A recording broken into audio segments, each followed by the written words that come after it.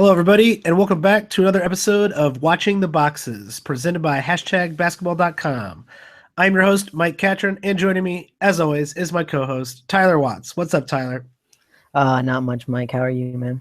I'm doing all right. I'm a little sick. I think I was coming down with something on the last show, and I'm getting over something on this show. Nicely sandwiching the long Fire Garpax weekend where I might or might not have tried to drink whiskey to get over my illness, and that didn't really work. I just picture you at the pub before the game, just down in shots, trying to get yourself pumped up for the game. It would be the reverse. After the game, it's to cure the depression of the Bulls losing. It requires whiskey. Well, if it's a Fire Garpax game, didn't you want the Bulls to lose? So that was an interesting little wrinkle in the whole I guess incident. So I'll talk about the game. I did go to the game. I was not going to the game because of the protest. I just happened to have tickets to it, and I was going to go anyway. But I was excited about there being like a full-on Fire Garpax protest, and certainly didn't seem like it was organized whatsoever. I think I saw one guy with a T-shirt in the hallway, but I didn't hear anyone chanting. Even when the Bulls were just crapping away the lead in the third and the fourth quarter, looking absolutely horrendous. I heard on Reddit you were supposed to start it. No way, man. I'm not starting that. I got season tickets. I can't get kicked out of there. So overall, it was kind of weak, huh? It was more than weak. I would say it was a failure. I didn't hear anything, and it's kind of hard because we just beat the Warriors. Not that long ago. We've been playing kind of well, so it's kind of like, what do you need to really have an uprising of the fans? And it's like you got to lose to like Philly. You got to be like getting your ass kicked by Philly or some really horrible Brooklyn to get the crowd riled up, because we just won some games. We're playing LA. LA happens to be beating us. LA is better than the Bulls, so it's kind of like, well, okay. The refs weren't terribly great in the second half. There was some suspicious calls. Even Fred Hoiberg got a T because of the refs were making bad calls. And I don't think Fred Hoiberg's ever gotten a technical. So I was proud of Fred for the first time in my life. Him getting he was like, sir, I disagree, and he got a technical for it. Well, I mean, in the defense of Garpax, they are a playoff team right now. I mean, man, that's generous. Which, I mean, some teams would kill to be a playoff team, though. It's kind of weird because when you look at the incompetency, like how incompetent other owners are and other franchises are, the Bulls are like in the middle. You're like, they're not that bad. But then there's some way worse teams. There's definitely some way worse teams. Definitely worse teams. And there for like a hot second, it kind of looked like, maybe freeing up that playing time for the younger guys was actually a really smart move. Even though we got nothing back. Campaign he's terrible. He's not a good basketball player at all. What a surprise! A guy who wasn't playing on a team that needed more guys to play, and he couldn't break, legit minutes. Now he's on a team getting random minutes in the fourth in crunch time when he definitely doesn't deserve crunch time minutes. It was a bad trade. But I don't think Anthony Morris, right? I mean, like, they need a point guard. Sure. But he's not the right one. I mean, they just made a bad. They need a point guard who can play in the league. Right, that's what I mean. In the sense that they maybe bought the wrong point guard, but they traded for something they needed. Yeah, they gave away a guy they traded 5 draft picks for, and then probably their second best player for a player nobody. And that move was a mistake too, right? I mean, trading away that many draft picks for Doug McDermott was probably not the best basketball decision in the world either. No. It was a horrible idea. There have been some questionable to very bad decisions, I think, made by this management group, but in the end, I mean, they drafted Jimmy Butler, which they brought in Dwayne Wade. They're a playoff team. So they do some things good and some things bad. Yin and yang, I guess. Yeah, for every single terrible thing they do, you look back and you can go, well, they also did this pretty well, or the Rose trade was actually a pretty good trade, and they drafted Jimmy Butler, and that was a pretty good. They drafted Taj Gibson, that was a pretty good draft pick. But Joffrey Laverne, this trade is just horrible. Joffrey Laverne's played 6 total minutes. I don't think Anthony Morrow has played at all. Pretty sure.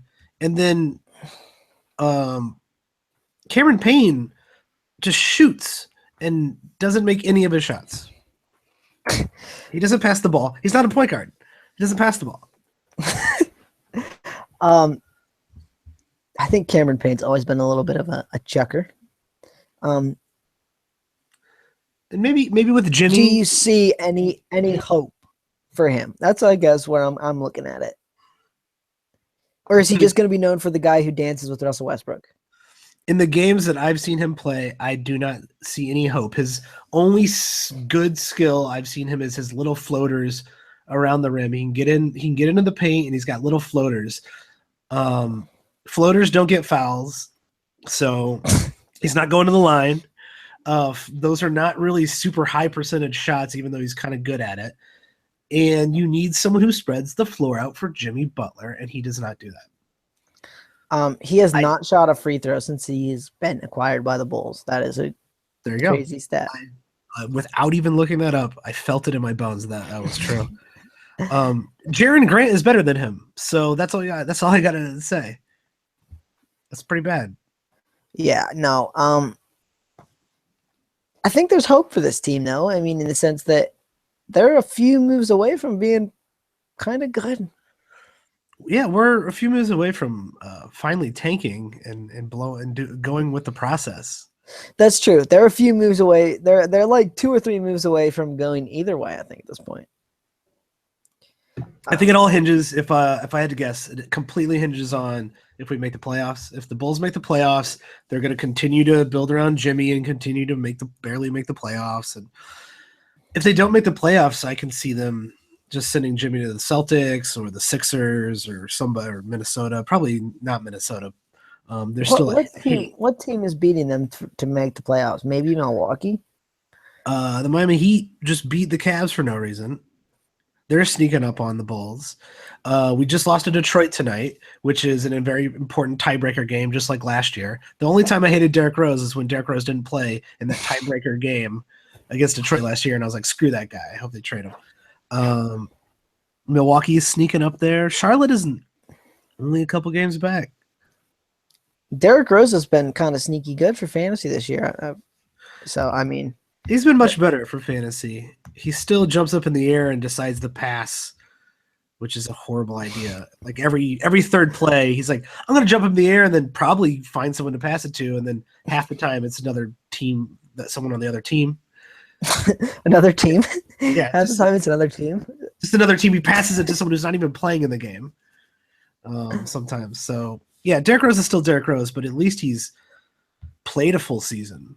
And he's gotten back to kind of shooting pretty efficiently. I mean, 46.3% on the season. He's ditched the 3-pointers, which was probably a good idea because he sucked at them. Yeah, he's not good at that. He smartly got rid of that after he left. The bad part is he doesn't really get any assists and steals. So no assists, no steals, no threes. Not the best, but averaging almost 18 points a game. He's a bad point guard for fantasy. You want your point guard to get steals. You want your point guard to get threes. You want your point guard to get assists. He's not good at those things, but he's a standard league player in the sense that he's scoring a lot and he's doing enough to stay on someone's roster. I've just been impressed by the percentages. I will say that. I did not expect 46 and 86 from Derrick Rose. He's always been a decent free throw shooter, but yeah, 46% from the field is kind of impressive. Actually, 2.5 turnovers is kind of impressive too. So I mean, sneaky good. Like most people would not think he's been that good. Yeah. Keep passing the ball to Porzingis, buddy. That's what I want. I got Zinger on quite a few teams. So what's going on in the league? What's been going on with you? Any exciting? The playoffs are coming up. You got any exciting playoff runs this year? Um, I'm looking strong for three in my playoff leagues. So that's always good. That's pretty good. I, Good to I, be in the I, top half of the league if you are talking about fantasy every night. I was telling you before, I'm actually in first place in two, and I was in first place in the entire season in the other one, and then I totally slipped to second on the very last week. So that was kind of disappointing. But yeah, no, I mean things have been going good as far as that goes. The playoffs, this is the time of year where some things always get a little strange. So uh, you never know what can happen in the playoffs.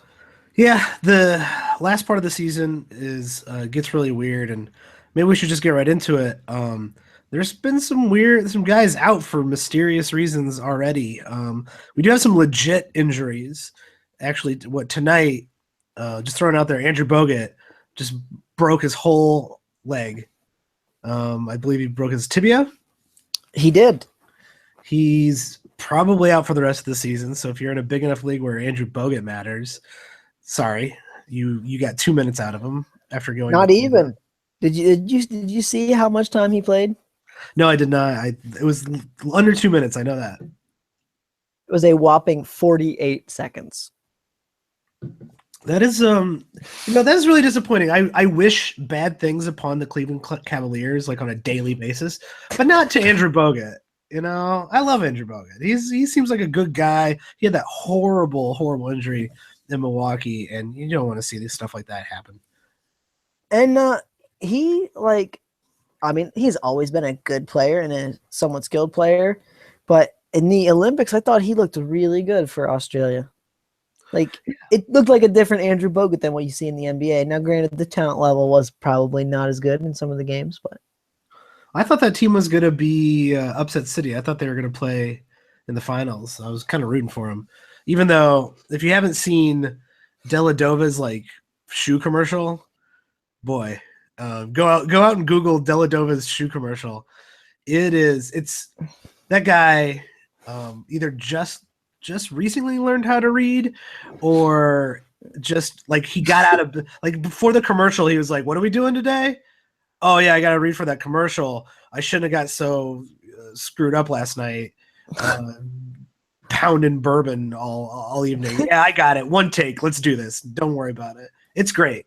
I thought it was Foster's that Australian people drank. I think it's one of those things where Foster's Australian people look down upon it. But it's Australian for beer. Come on. You've seen the commercials. No, I think they're like, this is piss. We're going to have to ask Joey about this. What do Australian people drink? Yeah, we'll have to get it straight from the Australians. I did not. I went over there and did not have a Foster's. I was only there for a week, but people were not out drinking Foster's. No one was having Foster's, so you don't have Foster's? Well, I didn't see anybody having a Foster's. People were drinking in the park. I thought that was cool. I was like, yeah, I'll drink in the park. That's great. Oh man, crazy stuff. All right, let's get into it. Let's get rolling. So first big injury that actually matters. Frank Kaminsky, probably already saw that he was out for a game. It looks like he is out with a shoulder injury for at least 2 weeks. That does your boy Cody Zeller is going to. I'm sure you're excited about Cody Zeller's. Can we both admit that I won the bet already? I won the bet from last week already. On the technicality that Frank Kaminsky is not going to play, yes, you definitely won the bet on who's going to have a better week. I'm going to win the percentages, though, I think, if we count that one game that he was in. Yeah, no, and then we talked about this a little bit before the show got started. Someone reported that he was out for the season, and I guess that's been kind of refuted now. So he is apparently not yet out for the season. He's out for 2 weeks, and as always with injuries this time of year, I mean, sometimes they just are not the most truthful when they say things, and then it doesn't really come to fruition. So you're definitely without him for the next 2 weeks, and if it turns out to be the whole season, I wouldn't be super surprised. Yeah, there's a lot of suspicious stuff in the last half of the season. It's always from the teams that are tanking. And so you already got Vujovic on Orlando.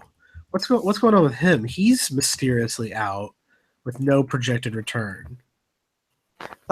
So he has a sore Achilles, which is the same thing Mike Conley had last season for the Grizzlies. And they're kind of doing the same thing that the Grizzlies did, where they're like, oh, he's probably only out for a game or two. And then Mike Conley never played again. Yeah. I'm not saying that's going to happen with Vucevic. I don't know. But to say sore Achilles and then to sit him out, and now it's 2 games that he's missed already. I guess, yeah. Well, that injury is not like, I mean, there's some merit to the fact that that injury lingers and that it's not, you can't really play on it, and that it doesn't heal the same for everybody else. Like, that injury is not a great injury to have. And even when guys come back from that, it takes them a while to get, to really get back into their prime form. When you look at it, can we agree that sore Achilles is not an injury? I mean, like, there's something more there. Either he strained his Achilles, it's like there's a little tear in it. I mean, a sore Achilles is not a real injury. That's a lie. Yeah, if you can't walk on it, it's not sore. Yeah, you know, that's something else. That's a real injury, and they're not calling it that. And I don't know if they're being vague for. I don't know. I don't know why they would be vague about it, other than they don't have to. They don't have to disclose anything. Vujovic, what do you think rest of the season? How many games is he going to play? It's a kind of a tough question. I'll set the over under at 5. So yeah, they're 64 games. So they got what, 18 games left? Mm-hmm. I was over under 5. We're going over or under? Ooh, that's a tough one. I think that's pretty good. They have no reason to, if he's like legitimately injured, they have no reason to bring him back. And even if he's not that injured, they really don't have any reason to bring him back. They've been trying to move him for a while, and he's not. I don't think he's part of their future. They're not trying to win games. I'm gonna go with the over, but I'm not. It's got to be 1 or 2 games over. I'm thinking about 7 games.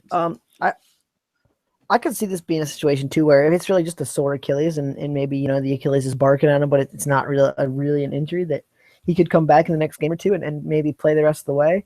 I could also see him missing the rest of the season. Now I'm going to go under. I'm going to say that they probably don't have any reason to play him, so they're probably not going to play him. I'm kind of on board with that. If you have Vucevic on a team, what are you doing with that? Especially coming in the playoffs, are you holding on to him just in case? Because first round of the playoffs, I mean, depending on where you're situated at, maybe you're like you're in first place on a few teams. You maybe have some leeway with your first round matchup, depending on how your matchups go. But if you're, if you just got in the playoffs, you kind of got to move on somebody. Now's the time, and maybe we can talk about a little playoff strategy here. But you can't afford to miss games waiting on this guy to come back. Yeah, I mean, especially in games where there's no games played limits, and you can just play as many games as you can as long as you have people, as long as you're meeting your moves limits. I'm getting rid of Vucevic, especially if I'm a team that's kind of an underdog, or I think it's going to be a real close matchup, because you could easily get a week of zeros here. And we can talk about this if you want, but most teams, there's only like 4 teams that play 3 games this week. There's one team that plays 5 games. Every other team plays 4 games. So, I mean, you're missing out on a lot of games there. And with Vucevic, you're missing out on about, 30, 40 rebounds. And that's quite a bit. No. I mean, that's important. Honestly, if I'm comfortably in first and I think, I should be able to win this matchup without Vucevic, I'm holding on. But if I think it's going to be close, especially without Vucevic's 10 rebounds a game, I'm moving him. I'll cut him. He's been playing better lately, but for the season, he is ranked 57th. He's been actually playing in the top 40 over the last month, 39th overall.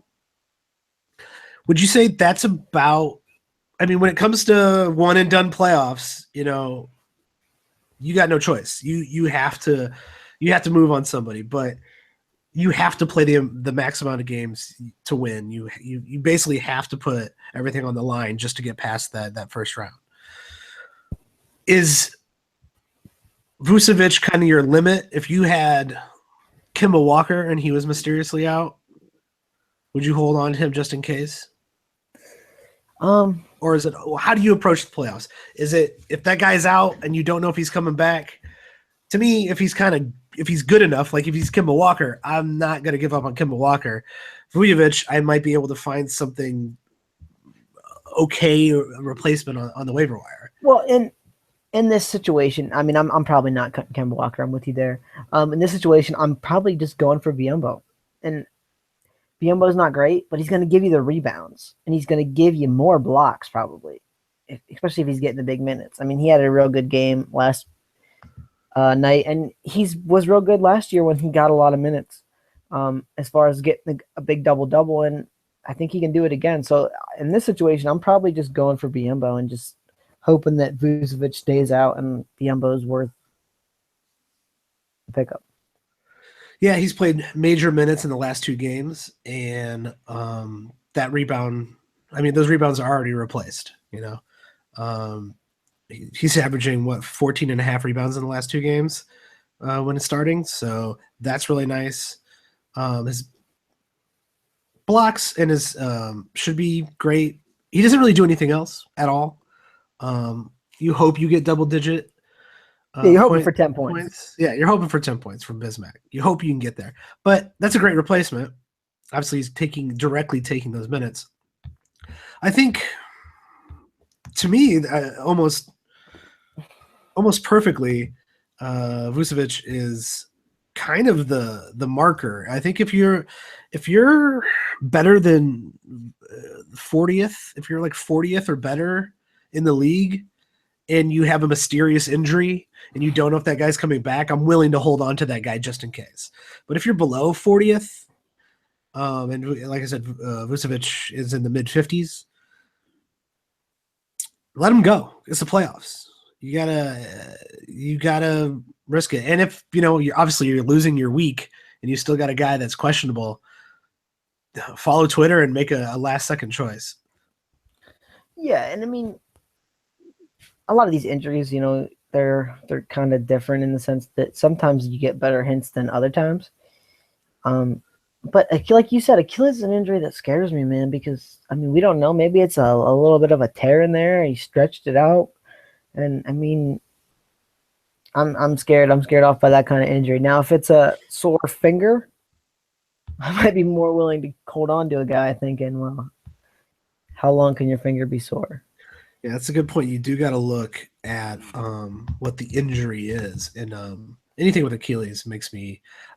There's year after year after year, someone's Achilles injury lingers for months, and it happens to somebody every year. Well, and I think too, part of it is the team just doesn't want to have it on its conscience that we tore your Achilles and made you a significantly worse player. I mean, no one really ever has come back from a torn Achilles and been the same player. And do you want to have that on your conscience that you rushed Vucevic or anyone back and he completely tore his Achilles? And that's on you, and now your franchise actually is worse off. Yeah. So, I mean, I think that's part of it. I mean, it just makes logical sense. Plus, I mean, we are going to see some amazing, just unique, stellar tanking over the next, month. It's going to be otherworldly what links people will go to.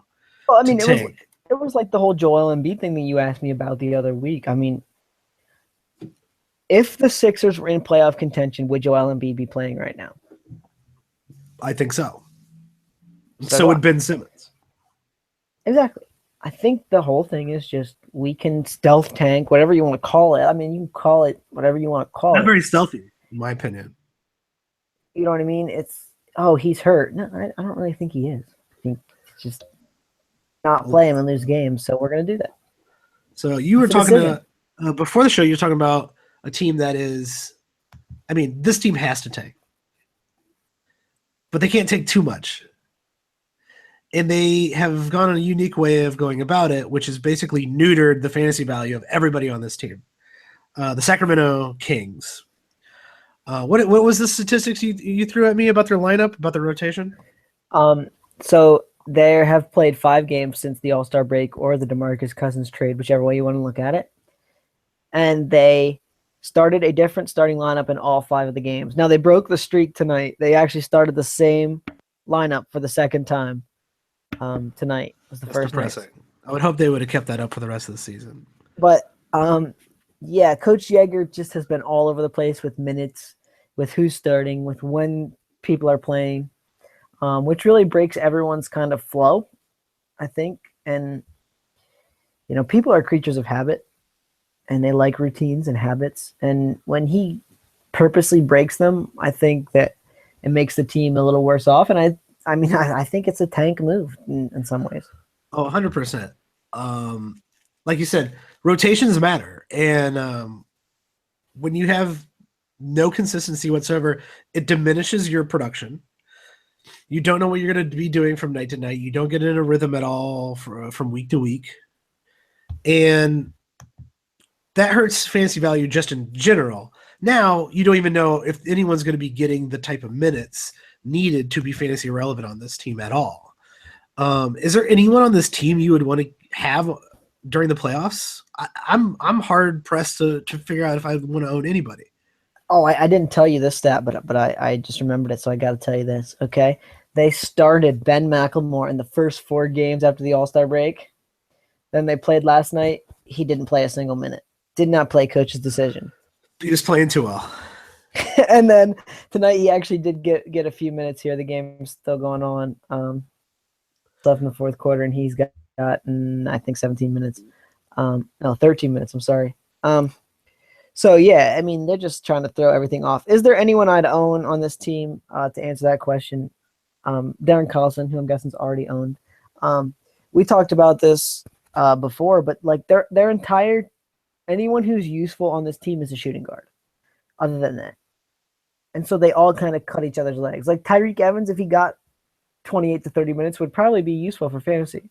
But I did get excited. I saw that the minutes restriction was off of Tyreke Evans. I was like, oh yeah, now it's time to pick him up. And then you were like, no, man.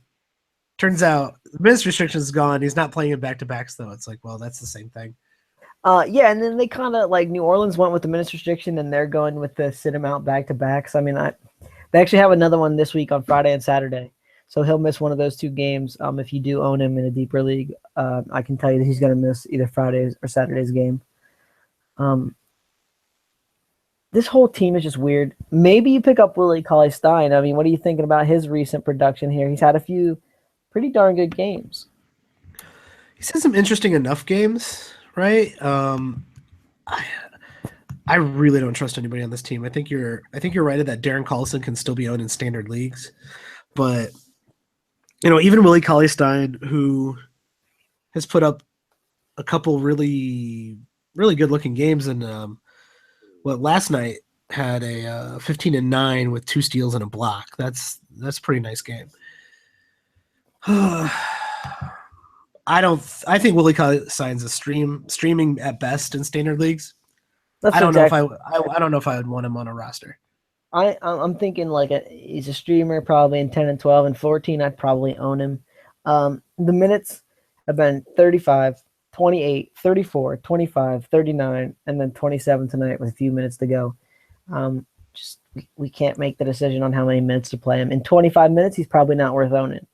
In 38, 34, 35, probably is. Now, there was an overtime game last night, so 39 was really 34. So he played 35, 34, and 34 in 3 of the 6, and then 28, 27, and 25 in the other 3. So 3 where he was, 3 where he wasn't. So flip your coin. Yeah, I'm not wasting a roster spot on that much inconsistency, especially in the playoffs. Streaming, totally fine, and you should be streaming to the max during the playoffs, obviously. I play in a lot of roto leagues, and to me, in a roto league, I wouldn't have him on a roster in a 10 team league. Depending on how deep the 12 team league is, maybe 14 for sure. So this team, They also pulled a stealth tank move by playing Garrett. They sat out Evans last night and played Garrett Temple, and then they sat out Garrett Temple tonight to rest and played Tyreek Evans. So when they both come back, those shooting guard minutes could kind of be all over the map. And like they have like 5 guys who get 15 minutes. So I would not touch any of their quote unquote shooting guard players. Yeah, I'm staying away from Sacramento. Keep an eye on it, but that doesn't look good for the rest of the year. They have to be in the lower. They have to be less than. They have to be the 10th worst team, or even worse. That's what I'm trying to say. Because the Bulls get their pick, but it's top 10 protected. But then they can't be too terrible because then Philly can swap picks with them. So that, like, I mean, they're gonna pick 6, 7, 8, 9, somewhere in there, right? That's Or my 10. guess. Can they pick 10, or do they have to give it if they are 10? I think they can pick 10. All right, so they're gonna be in there somewhere in that range. I'm sure, knowing the Bulls' luck, they'll pick 10. and chance. And it turns into like a second round pick if they don't get it this year, right? So we get their second round pick, I think, this year. Well, that's crappy. That is crappy for everybody. How did we get fleeced on a trade with the Kings? Was it Vlade made that trade? No, this was like a roundabout pick that came through Cleveland during the Luol Deng trade, I think. This is like, probably that pick's probably been to at least 3 teams. I was gonna say, because if you got fleeced by Vlade, you got problems. Yeah, right. So like I said, Bulls are bad, but they're not that bad. That would be a fireable offense. I think you just resign at that point. And when Vlade flees, you just go, this is not for me. I'm out. Crossed over in a pickup game. You just got to go. Just pick up stuff and leave. Yep, that's it. End of your night. Another weird playing decision tonight, Dennis Schroeder basically benched for the entire second half. No word on why, other than it just says someone on Twitter said coach's decision. That's all I've seen. Yeah, so he played the first 3 minutes of the half. Then he got taken out, which is just strange, right? Why would you take anyone out after 3 minutes? Yeah, I mean, did he flip off the entire crowd? What happened? I'm assuming, and I don't know this, I was not tuned into that game at the moment that it happened, but I'm assuming that he probably said something to the coach that the coach was not a fan of, or maybe just ignored a play call that the coach was trying to make, and so the coach just kind of said, all right, well, if you don't want to listen, well, end of your night. He had 23 points tonight. Can we both agree that they don't really have a point guard that's worth ever playing over Dennis Schroeder? No, nobody. So, I mean, I don't think you bench him because this guy's playing such good point guard minutes. So I think it's got to be that he was being somewhat of a knucklehead. That's my guess. I don't know if he is the easiest dude to coach. I mean, the recap on ESPN literally says he went to the bench with 8:41 left in the third quarter and mysteriously never returned. That is the right on ESPN. This is not the first time this has happened this season. There have been a few other games where he just got benched and didn't play, and then a lot of times it just goes away, and the next game he's back to 32, 34 minutes. Something to keep an eye on, though, for sure. If the minutes are low again the next game, maybe there's actually something going on. Maybe he gets suspended for the next game. I mean, it's up in the air. Just keep your eye out for it, I guess is what I would say. You're not worried that, I mean, Atlanta's in the playoffs, so it's not like they're trying to tank, at least not that I know of. So I don't think there's any shady nonsense going on here. I think this is just simply a one-off fluke that you probably shouldn't have to worry Or he about. might have felt a little bit of something, and they just didn't really want to say anything until we see if it's something or it's not something. I mean, it could have been an injury too. So that's why I'd keep my eye on it, just see what they say next game. If they say start in the next game, I wouldn't really worry about it. I'd just expect 30 minutes out of him, 30 plus minutes, 32, somewhere in there. So another guard kind of situation in the West is on the Dallas Mavericks. A couple guys we've been talking about lately, Yogi Bear Farrell and the other Curry, the mild Curry, Seth Curry. Oh, so is the other one spicy curry? Oh, real spicy. That real spicy curry. I like that. I like that a lot. So you want to talk Yogi or you want to talk Curry first? You want to talk good or bad first? Let's talk bad first. Yogi's still been getting the good minutes. I will say That's that. true. That is something we kind of said. Like, if he's going to be getting minutes, why not take a chance on him? In the last 6-7 games, he has not been great. So my question is, are you still holding the Yogi Bear man? Playoff time. In a Roto League. Even it's crunch time even in the Roto League, right? You basically know where you can make the points up, where you don't really care about the points. You're comfortably in first, maybe in a category. So what are you thinking about Yogi Bear? Any league? This is when it gets serious. I will say Yogi can be owned in a standard league under this specific condition. You need assists. Over the last month, but over the last 2 weeks, he's still playing 30 minutes, and he's averaging in the last 6 games 5.5 assists. 5.5 assists don't come cheap. That's kind of rare to find sitting around on the waiver wire. It's not, it's not 10 assists a game by any means, but he's able to get you assists, and for that he should be streamed in head-to-head leagues for sure.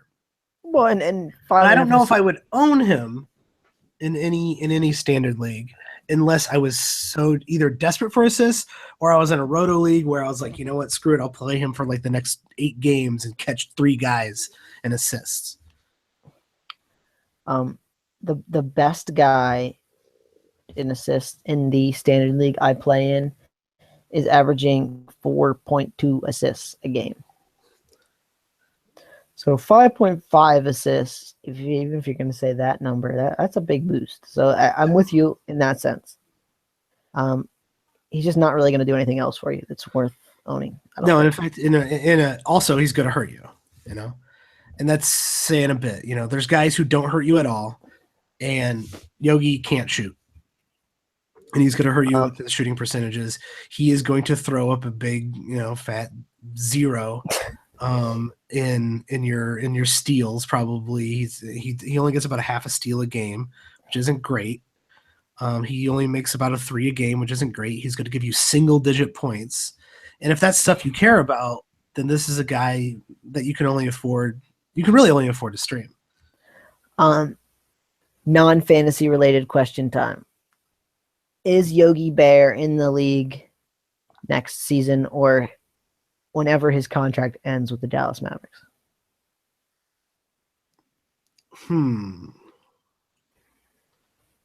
Yes. Someone will give him a shot. Probably the Dallas Mavericks again. Would be my guess. I see this guy, at least for the next couple years, as kind of one of those guys who goes back and forth from the D League to a club. To an NBA team, and just really never gets many minutes unless like there's a Memphis from last year's situation where everyone is out and they have no one to play.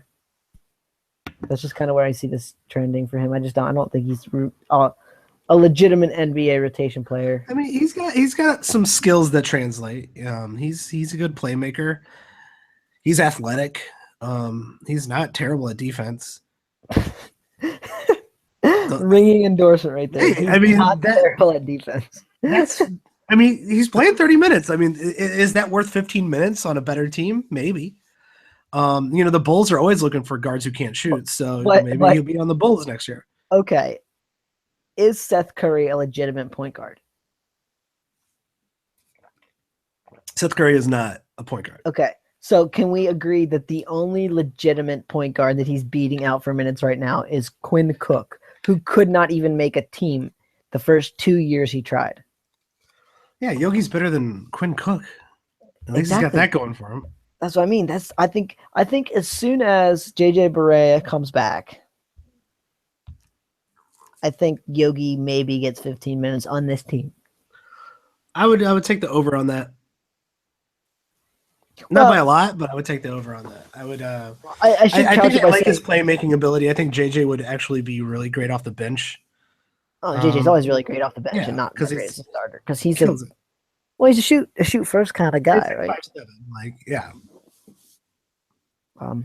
Yeah, just I'm not a big Yogi fan. All right, let's talk about Mr. Curry. Seth Curry, Spicy Curry's mild brother he's here. kind of he's turning into a Spicy Curry. Let him simmer for a while. This guy, over the last 2 weeks, is blowing up. 23 points, over 3 3-pointers a game, 3 assists, a steal and a half, shooting somehow. This is the most impressive thing to me. He is shooting 58% from the field and making over 3 threes. That doesn't seem sustainable, right? When I see something like that, I go, well, no, that's not gonna keep up. But Seth Curry's been keeping it up for longer than you would think. Over the last 2 months, he's been shooting 52%. For the season, he's shooting about 48.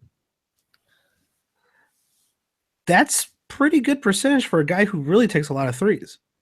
So I don't know how this guy really couldn't find a job for a while because he may be the best 3-point shooter in the league. That's saying a lot. This guy shot 45% last year in 44 games, and he's shooting 43% this year on 3-pointers on 4.6 attempts a game, 58 games. That's not a fluke. That's a trend. That's starting to be a pretty big sample size of shooting like 43% from 3-point range, which is really freaking good. I don't know how this ends. Like, I don't know. I don't see why they would go away from him. I don't see why they wouldn't play him as many minutes. Like you're saying, JJ comes back, maybe his minutes, Seth Curry's minutes decrease a little bit, but not enough to not be relevant in a standard league. I think if you have Seth Curry on your team right now, you're good for the rest of the year. And he's getting you over a steal a game. I mean, he's getting you not great rebounds and not great assists, but at least a little bit in each category. I mean, I'll take some guys who shoot just threes give you 0 rebounds or 1 assist. Seth Curry is averaging 3 rebounds and 3 assists. That's worth it. Not killing you. Yeah, no, I think Seth Curry should be owned in any league, pretty much. Maybe not an 8-team league. I don't know. I've never played in one, but if you do play in one, that's not any shade on you. I think even if you're in the 8-team league, you should be owning Seth Curry for sure. And he looks like he's trending up, right? I mean, if you just look at the points in the last 6 games, it's 31, 13, 29, 21, 24, 22. So, I mean, it all seems to be there for Mr. Curry right now. Yeah, that's about probably as hot as he's going to be, but a lot of trade deadlines have passed for most leagues. I know some leagues extend them, which I like the extended trade deadline. This would definitely be the time to sell high on Seth Curry if you could get anything from him. But I think a lot of players are going to see his name and go, nah, man, that guy isn't good. Unless you can trick someone to thinking they're getting Steph Curry. They're like, oh, look at those numbers. It's got to be Steph Curry, right? Just tell him you're trading them S. Curry. Yeah, S. Curry, man. Actually, Seth Curry's looking a little bit better than Steph Curry in the last couple games. You ain't lying. Maybe not that far, but, shooting better. Another great move by the Kings, by the way. Oh, yeah. Smart. Smart all around. Bulls didn't pick him up either. So, well, the Kings had him and were stupid enough to let him go. For Aaron Aflalo, they paid Aaron Aflalo, like, I can't even tell you how many times, like 5 times the money. And, yeah. That seems like a great idea right now. If someone offers you a chance to pay Aaron Aflalo any amount of money, say no. Don't do it. No, Aaron Aflalo, not the greatest player in the NBA. Quite trash. That's right, Aaron Aflalo. I'm coming at you, man. You're trash. Throwing the shade. He's throwing the shade. Mike's back to throwing his shade. Get your shit together. I'm feeling better, and I'm coming after Aaron Aflalo. You're mine, Aflalo. You're mine. All right, so I want to throw out a segment that we kind of previewed in the last show.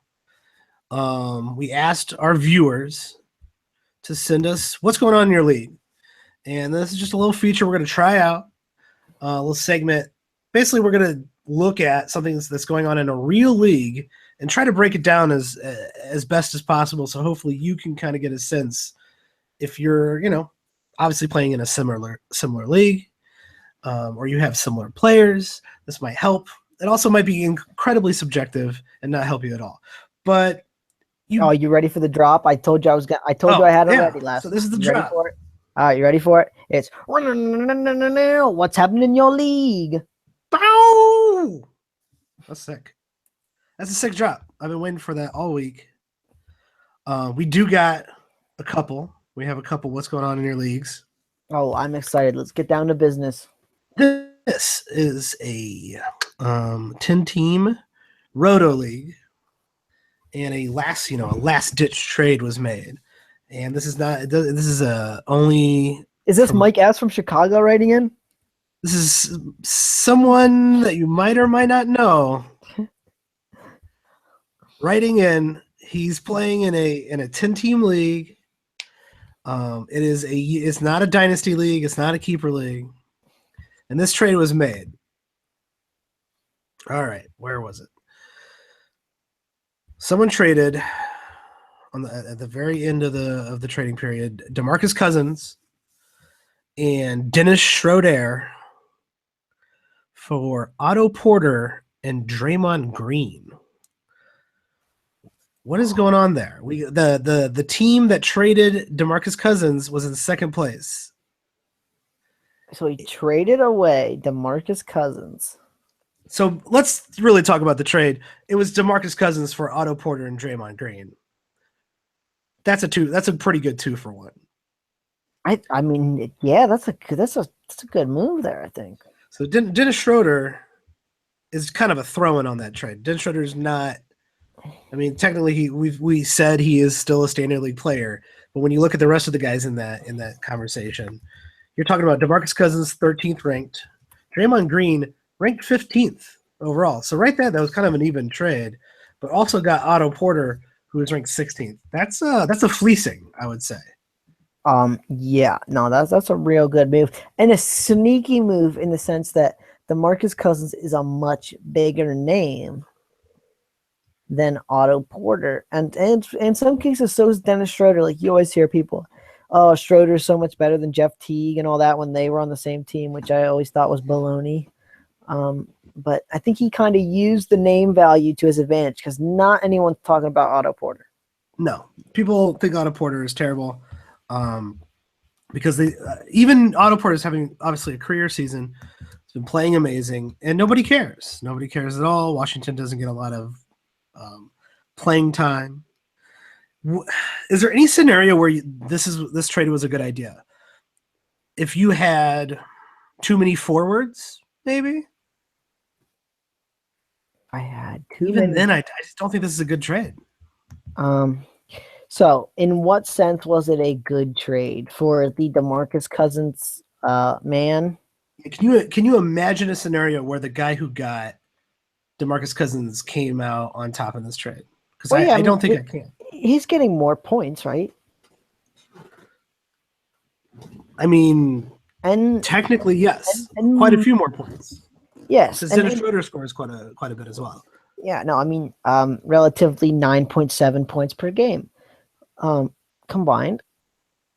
He's getting a few more assists, 1.1 more assists a game. And the free throw percentage is slightly better than the two combined. So, I mean, in the sense that if I'm a team who really needed points and in a Roto league, if the only category I can really make up any ground in is points, then it wasn't probably the worst trade to make. I still think you can get a little bit better back for Otto Porter and Draymond Green, The points is a good point. Wow, I did say that just now. And if you were really, really struggling in with guards, you could say, all right, I got these two forwards. I'm getting a better forward back, and I'm actually getting a guard who can play. Yes. Maybe you can justify, like, I didn't have a guard at all, and I need to make some moves. Or maybe I don't have a center that's healthy. I mean, yeah, you could be in a spot where you're whoever your backup center was, or if you had another center just went out. Right. Maybe you had Vucevic and Al Horford, let's say.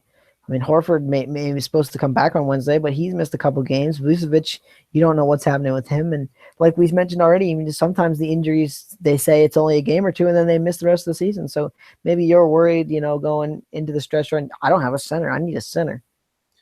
Yeah, you're going to playoffs without a center. There aren't centers sitting around on the waiver wire. So I mean, okay, if this feels like a trade out of necessity. Yes, and that's the only justifiable way, right? Like if you had a center and some guard depth, and you really couldn't make up any points in points, which is a terrible sentence to say. Yep, you made a bad trade. Plain and simple in Roto League, you made a bad trade. That's not a great trade.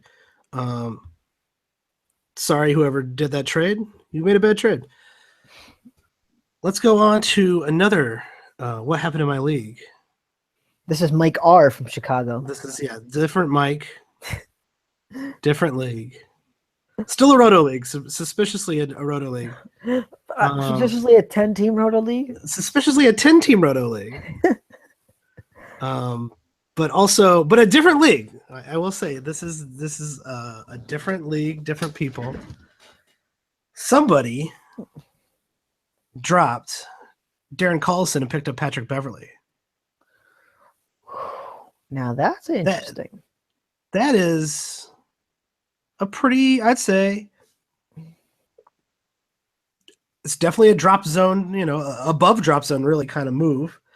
But what does Patrick Beverley give you that Darren Collison doesn't?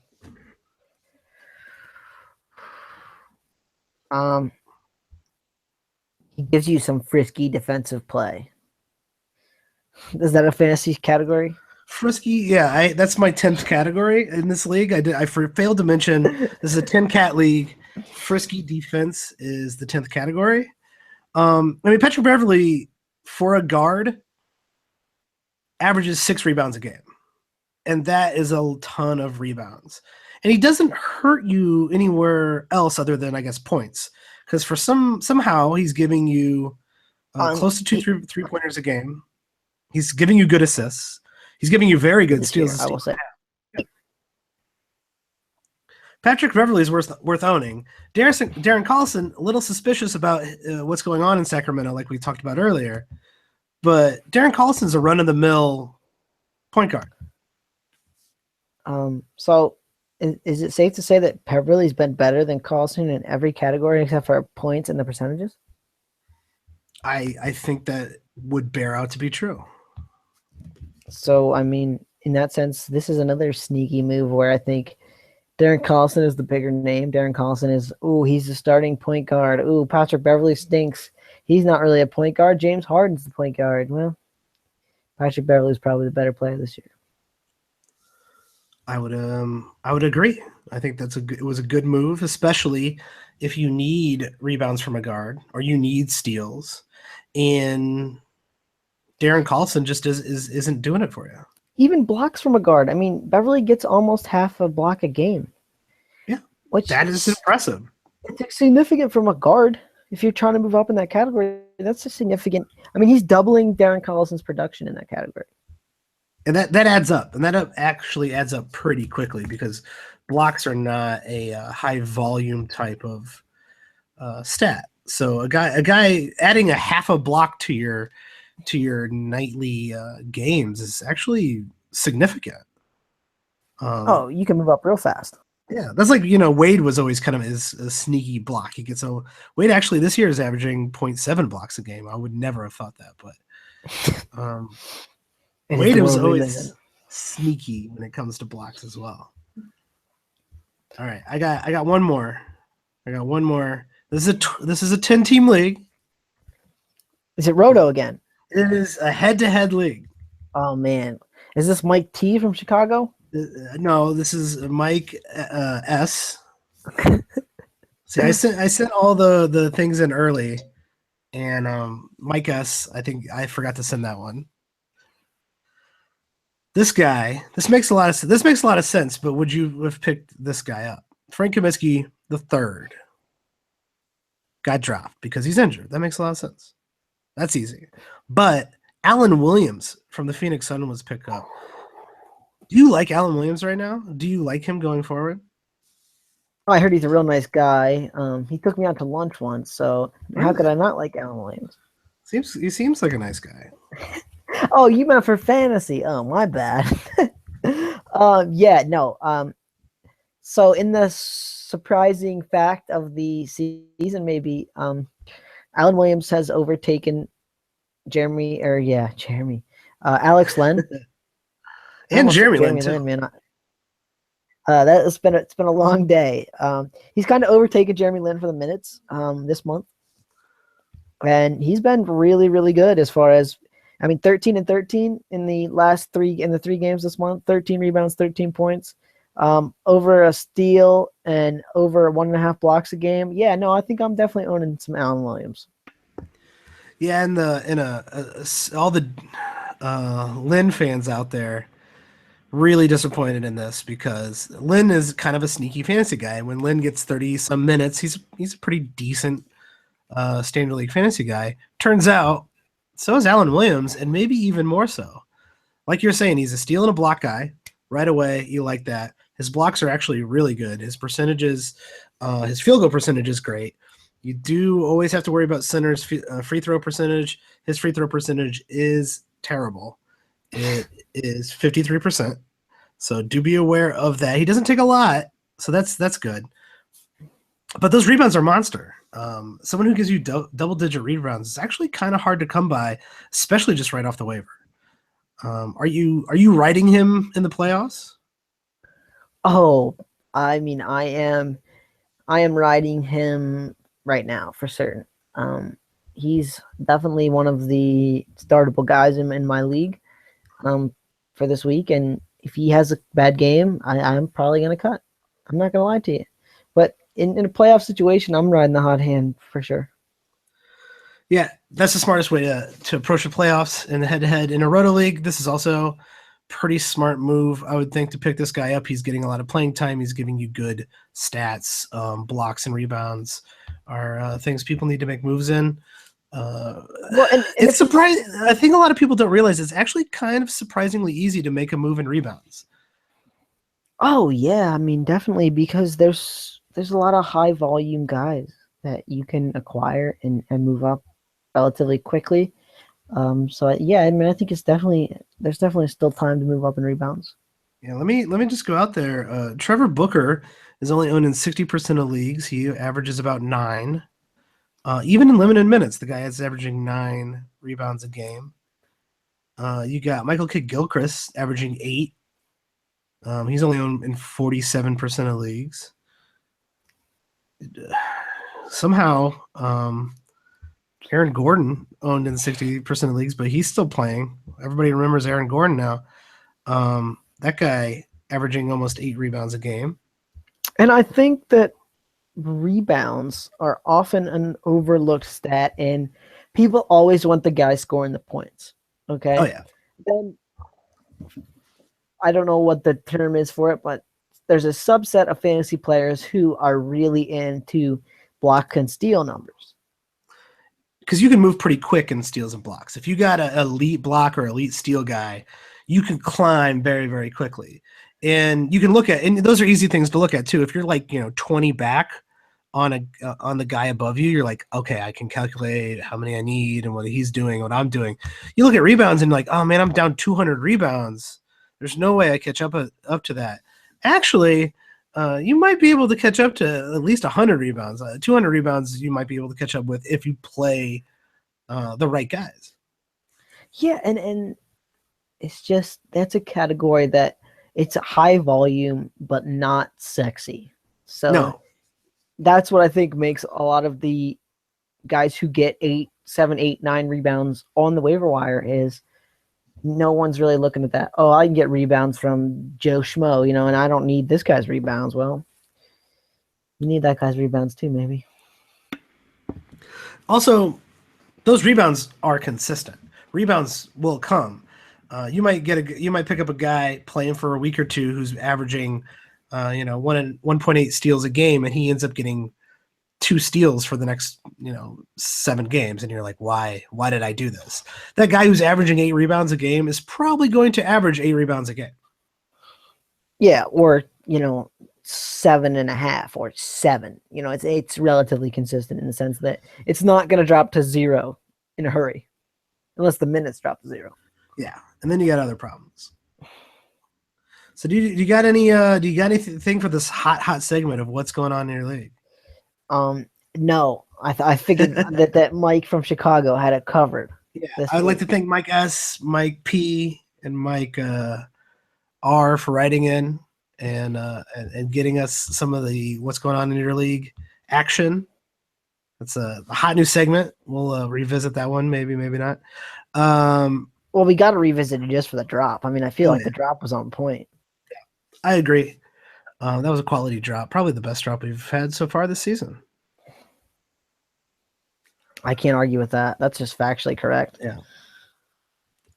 Anything else you want to talk about? Anything? Any tips for the playoffs? Anything? Other trends you're seeing or guys? I want to know. To talk about. And this has nothing to do with fantasy, but I want to know how the heck 2 NBA games were postponed this season because the floor was wet. It's amazing. I'm actually kind of pissed off about that. I had 2 guys going in that game, and they better be making that game up, right? They're going to be. They have to make these games up, correct? Yes. So at some point they will make it up. But it's not going to. It ruined the only team's 5-game week too. Portland was the only team with 5 games this week, correct? And that kills a lot of people, I bet, especially in playoff time.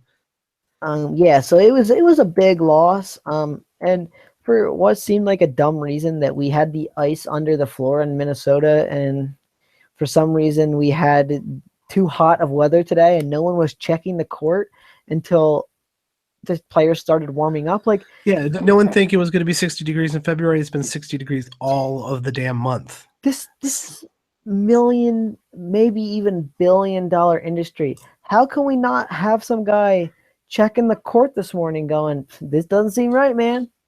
Yeah. The logistics of canceling the game, pretty bad PR, pretty bad everything all around. Advertising, there's a TV spot that just got moved. And then to have to readjust all that also probably cost a lot of money. That's a really bad job. And also a lot of other teams. I mean, there's never had this problem in Chicago. This, at least not for a very long time. We play the Bulls play over the ice every game. And imagine how pissed you'd be if you drove your kid 3 hours to this game and it got canceled for that reason. If you were up, stupidity. That's really what they should say. Game canceled because of stupidity. Yeah. Because no one bothered to check. Right. Because laziness and stupidity. It's just bad PR. So I've been disappointed twice this year by that. Get your shit together, Minnesota. Yeah, and Philly too, man. Philly did this earlier in the year against Sacramento, and it was like, come on, Philly, get it together. Philly's was even dumber. Better than that. Philly's was even dumber because it wasn't because of the ice. It was someone forgot to turn down the air conditioning in the arena this morning. It's just miserable. Yeah, and it was like, so it got too hot because no one turned on the AC. I'm like, what? That's amazing. Actually, that's amazing that could even happen. Number one, that you can forget it to turn it on. Number two, that it makes that big of a difference. Yeah, obviously any water on the court, you see it every second someone falls, they're mopping that thing up. It's not. It makes a huge difference, but it's just insane that it causes games to be canceled. It's just nuts. Well, that's my rant of the week. that scorcher, but it's a dry heat down. No, it's not. It's a wet heat in Texas. They played that scorcher down in San Antonio where the air conditioner was broke. Mhm. They went through on that one. That's because they couldn't get away from that playoff money. That darn playoff money. I didn't see any of the Spurs complaining. That's all I'm saying. I think Pop just said no complaining, right? No, It's just like or deal it's with on. it. I think Pop will just put you over his knee if you complain, man. He just put you over his knee, as he give you a should. spank, and that'd be the end of it. Pop's the man. I wouldn't why- mess with Pop, man. I No would not way. mess with Pop. He's like special forces, man. I'm not messing with that dude. All right. I think that's it for tonight. There's always something going on in fantasy, so there'll probably be like 30 injuries between now and Wednesday. Where can we find you on Twitter, Tyler? You can find me at Watsy4444. So that's my last name with a Y and 4 number 4s. Any good articles to plug right now? No, I got a good Robert Covington article coming out on hashtag basketball this week. You know I love Bob Covington. And I am going to let the world know, hopefully, how underrated Bob Cove is. So I'm looking forward to that getting published. Super underrated. Hopefully the Bulls get him and Dario when they trade Jimmy over on the offseason. I love Bob Covington. In Mike's fantasy moves. Yeah. That's going to be our new podcast. It's Mike's fantasy moves. The whole offseason will be who will Mike trade Jimmy Butler for? And it'll just be that show every week. We're just going to go each team by team, and we're going to Yeah. discuss it. If I was trading Jimmy Butler to the 76ers, I would like... I would like the first pick, Dario. Oh, I can't wait till you're trading Jimmy Butler to the Sacramento Kings. That's going to be my favorite episode. Garrett Temple? No? Nobody? I think they should just have to give him the new arena. Trade us your new arena. The team. We own Sacramento. We own 2 teams somehow. We just create a super team, which would still actually be really shit. So never mind. Let's not do that either. Oh, man. All right, Mike, where can they find you on Twitter? Let's hear it. I'm at Watch the Boxes, all one word. You can hit us up, both of us up on Twitter. If you got questions on fantasy, if you got feedback for the show, and if you like the show, give us a rating. It really helps. Leave us a review. Helps other people find the show. It helps us get views on iTunes or wherever you're listening to this. Or tell a friend. Tell them about the show and get them to download. That helps us out a lot. Yeah, and let us know what's happening in your league so I can play the sweet drop again. Oh, yeah. And if you got something going on in your league that you're like, why did that happen? We will take our best guess of why in the world someone did something in your league that was really dumb. Or great. Who knows? If you want to brag about some great thing you did, send that in too. Send it all in. Just send it all in. Yeah. Anything you got. So I think that's it for tonight. Tyler, thank you very much for joining me. It was my pleasure, Mike. Always happy to do it. Perfect. And we will see all you guys later this week. Good night, everybody.